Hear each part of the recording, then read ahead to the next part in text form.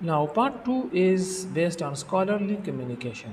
My name is Farmanullah, and today we are going to talk about the scholarly communication. Scholarly communication encompasses how research share their findings. Researches. Now, this communication is, based on those points that only researcher will talk about it. Dissemination, sharing research through publication. So, for example, you have conducted a research and now you are sharing it through different communication. Means you are sharing it in the newspaper and presentation and publication. Collaboration. Scholarly communication is based on collaboration, working with other researchers, and then ethical practice, maintaining integrity in research. And apart from that, in the research, open access. Now, trends in scholarly communication. The internet has transformed scholarly communication, making it more complex and effective. Digital technology have influenced research and educational activities. Now, it is based on the digital communication. In scholarly communication has made everything possible in the hands of a researcher. Now, researcher can conduct a research by computerized system everywhere.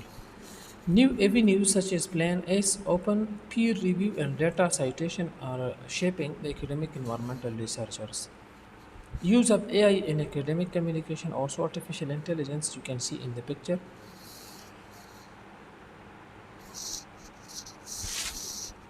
This picture shows the role of AI, six domains AI support in academic function. You can see very clearly. Now let's move on feedback literacy. Feedback literacy is crucial in improving academic writing. Students should actively seek, generate, process, and use feedback to enhance their work.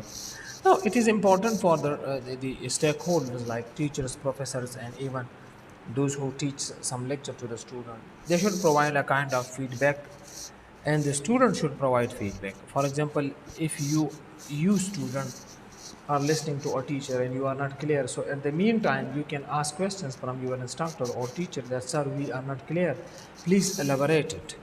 That is why feedback is very important.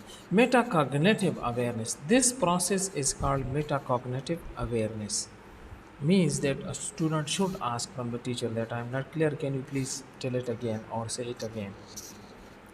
So this is a skill play an essential role in the process. Multi-format communication. Multi-format communication is communication. If the communication has some problem, especially in written, so you should provide some other format, which is called holistic format that include visual, verbal, and textual format. For example, your audience is not clear through your verbal communication, so you can paste and you can take help from the picture to understand your audience to make the communication effective. Factors such as involvement, interpersonal involvement, message ambiguity, and AI interaction affect communication outcomes.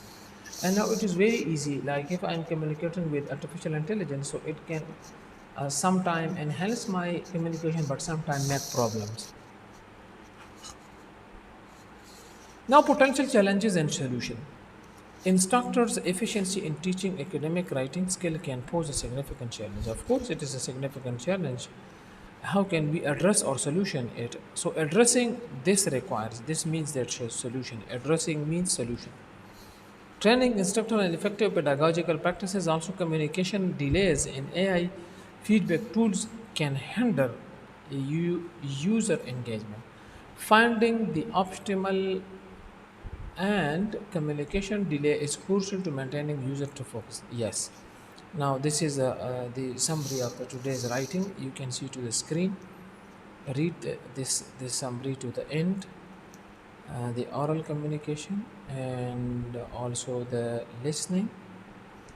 Apart from that, we have the listening communication, lecture feedback, and everything. Yes, in academic communication, feedback literacy, multifunctional communication, and all that. Thank you very much. Take care. Bye bye. Allah Hafiz.